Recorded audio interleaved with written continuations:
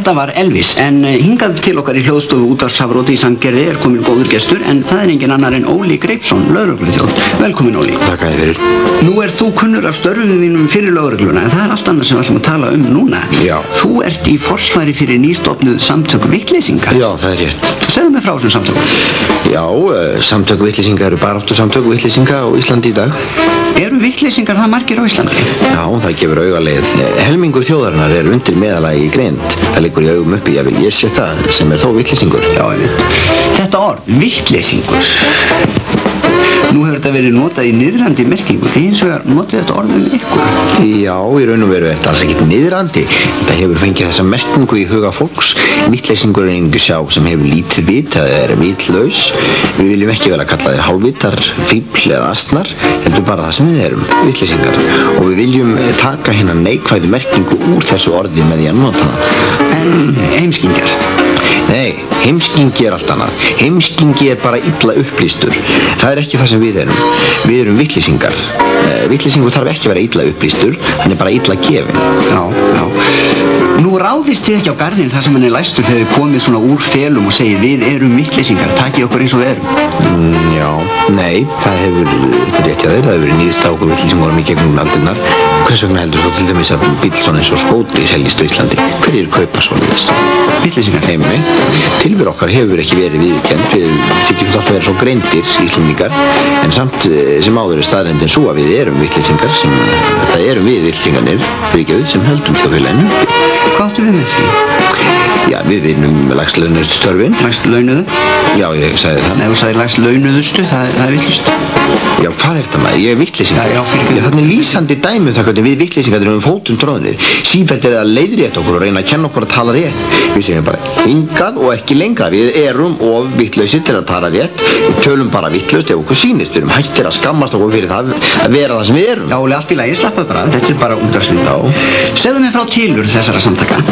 Nú, það var þannig að við vorum nokkrir niður á stöð sem vorum að ræða EES-samningin og við höfum náttúrulega ekki vita á honum en vorum náttúrulega í þessum feluleik að reyna að leina því hvað þeir eru vitlausir. Þá er það sumarælsingastrákur hjá okkur sem er í háskólanum í guðfræði heyrir í okkur og segir svakalagi eru þið vitlausir strákar. Þá er bara eins og rinnið fyrir okkur ljós. Þetta er náttúrulega málið. Akkur ættum við að skammast okkur fyrir þetta. Við gerum bara skyndikönnun á vaktinni og það kom í ljós að það eru bara mjög fáir sem ekki gátu haft gagn af þessum samtökum. Já, er mikið af vitleysingum í lögreglunni? Já, það vita það nú. Já, það er rétt. Er einhver önnur stétt manna sem er ábyrgandi meðal félagsmanna samtaka vitleysinga? Þarna eru menn úr öllum stéttum. Mikið af opinberum starfsmönnum, sérstaklega virðist vera mikið af fólki sem klæðist einkennisbúningum í vinnunni, en svo slík störf höfði sérstaklega til vitleysinga.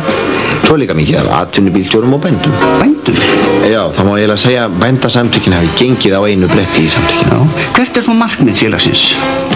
Já, á stoppfundi félagsins var ákveðið að hefja fræðsluherferð gegn fordómum í okkar garð og við kusum nefnd til að fjalla það og hún skilar áliti á framhaldsaðarfundi í haust. Hvernig áliti áttu von á að nefndin skili? Ég veit það ekki, það verður ekki gáfulegt. Nú? Nei, það er líkur í hlutarnins eðli, það er tómir vitleysingar í nefndinni. Já, auðvitað. Það má segja að þetta sé okkar akkilsarhæll, þetta kemur væntanlega til með að há starfi samtakana alla tíð. Það eru tómir vitleysingar í þeim, en með auknum áróðri og ekki fræðslu vonumst við til að það slakni á fordómunum í okkar garð meðal þeirra sem eru fulla fimm. Og þeir virði það við okkur að við erum vitleysingar.